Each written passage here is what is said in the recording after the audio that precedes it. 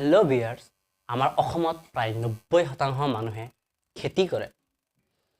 তো মই জলকীয়া খেতিৰ ওপৰত এটা টপিক বনাইছোঁ। ইয়াৰ জলকীয়া খেতিৰ ৰোগ আৰু প্ৰতিৰোধৰ ওপৰত। তো বলক বেছি সময় নলৈ ভিডিঅ'টো আৰম্ভ কৰোঁ। বলক খেতিলৈ আমি যাওঁ। হে দোস্ত, মই আপোনালোকক অলপ আগতেই কৈছোঁ যে মই খেতিত গৈ আপোনালোকক প্ৰেক্টিকেলি দেখুৱাম। সো মই খেতিত আহিলোঁ। তো বলক ভিডিঅ'টো আৰম্ভ কৰোঁ। তো আমি খেতিত আহিলোঁ। তেনেকুৱা ধৰণৰ গছ এই এটা গছ আপোনালোকে দেখা পাইছে। এই গছজোপা ইয়াৰ মুখ্য বেমাৰ হ'ল আপোনালোকে এই পাতবিলাক টাং খাই উঠি ফুলি উঠিছে, উফন্দি আহিছে। আৰু এইবিলাক আচলতে মাইটছৰ কাৰণে হয়। মাইটছ পোকৰ কাৰণে। তো চাইছে পাতবিলাক কেনেকুৱা হৈ গৈছে, চাইছেনে? তো ইয়াৰ কাৰণে এই পাতবিলাক যে কেঁকুৰা হৈছে, ইয়াৰ কাৰণে মুখ্য বুলি নকওঁ, জাষ্ট সমাধান এটা মই ক'ব বিচাৰিছোঁ যে আপোনালোকে ইয়াৰ পৰা বা এই গছজোপাক অকণমান হেল্ডি বনাবৰ কাৰণে ডাইফেনথিৰন 50% টেকনিকেল থকা এটা ব্ৰেণ্ড আপোনালোকে ইউজ কৰিব পাৰে। আৰু সেইটো চিনজেণ্টাৰ এটা ব্ৰেণ্ড আছে, চিনজেণ্টাৰ পেগাছাছ ব্ৰেণ্ডটো আপোনালোকে ইউজ কৰিব পাৰে। আৰু এইটোৰ বাহিৰে আৰু এটা আছে, আদামাৰ আগাজ বুলি এটা আছে, সেইটো ইউজ কৰিব পাৰে আপোনালোকে। এই পাতবিলাক যে উফন্দি উঠিছে, ডাং খাই আহিছে, এইটো বেমাৰ নহয় আচলতে, একচুৱেলি পোকৰ কাৰণে পোকে ধৰিছে। চ' ইয়াৰ বাহিৰে আৰু এটা আছে আপোনালোকৰ, সেইটো অকণমান কষ্টলি হয়, সচৰাচৰ পোৱাও নাযায়, বিচাৰিলে পাব। এবামেচিন 1.9% আছে এইটো ইচি ফৰ্মুলাত।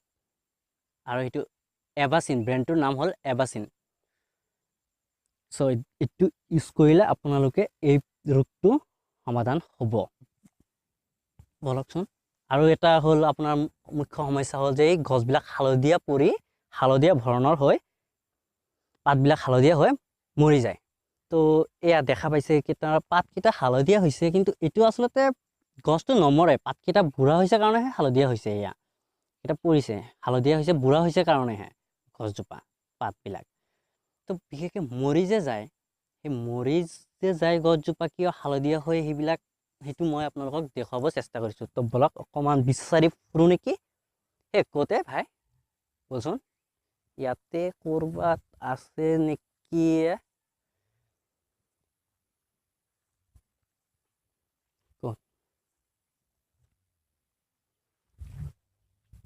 এয়া এটা পাইছোঁ। তো এয়া আহকচোন, এইটো এটা। বলক এইটো আমি উঠাওঁ নেকি, এই গছজোপা উঠাওঁ, চাওঁ ইয়াৰ শিপাত কি হৈছে।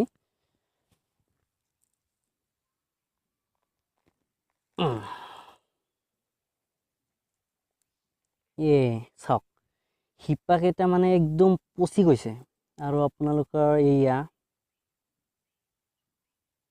ভিজা হৈ গৈছে, পানী যেন হৈছে লাগিছে। মানে আপোনালোকে এইটো হৈছে আপোনাৰ বেক্টেৰিয়াৰ কাৰণে।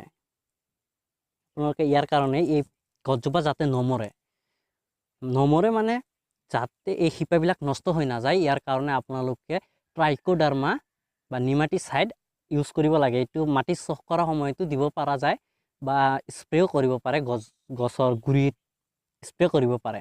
ধৰি লওক আপোনাৰ গছ হালধীয়া বৰ্ণৰ হৈ গৈছে, তো আপুনি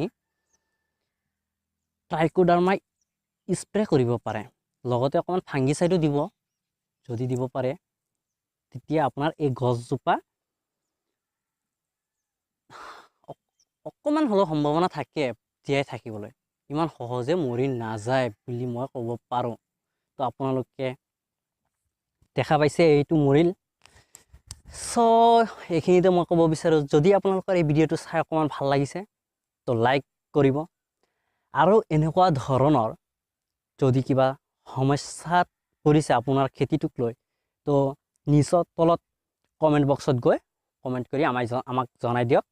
আমি যিমান দূৰ সম্ভৱ যথাযথ আপোনাৰ সমস্যাৰ সমাধান দিবলৈ যত্ন কৰিম আৰু ভিডিঅ'টো যদি আপোনাক ভাল লাগিছে যদি কিবা আপোনাৰ সহায় হৈছে তো আমাৰ ভিডিঅ'টো শ্বেয়াৰ কৰি দিয়ক যাতে আপোনাৰ দৰে বেলেগৰো অকমান হ'লেও যাতে লাভ হয় আৰু কাষতে থকা এই সাবস্ক্ৰাইব বুলি লিখা আছে তাতে প্ৰেছ কৰি আমাৰ চেনেলটো সাবস্ক্ৰাইব কৰি লওক যাতে আমি দিয়া ভিডিঅ' কেইটা আপোনালোকে সোনকালে যাতে পায় আৰু লগতে থকা বেল আইকনটো বজাই দিয়ক যাতে আমি আপলোড কৰা ভিডিঅ'টো আপোনাৰ নটিফিকেশ্যনত আগতে পায়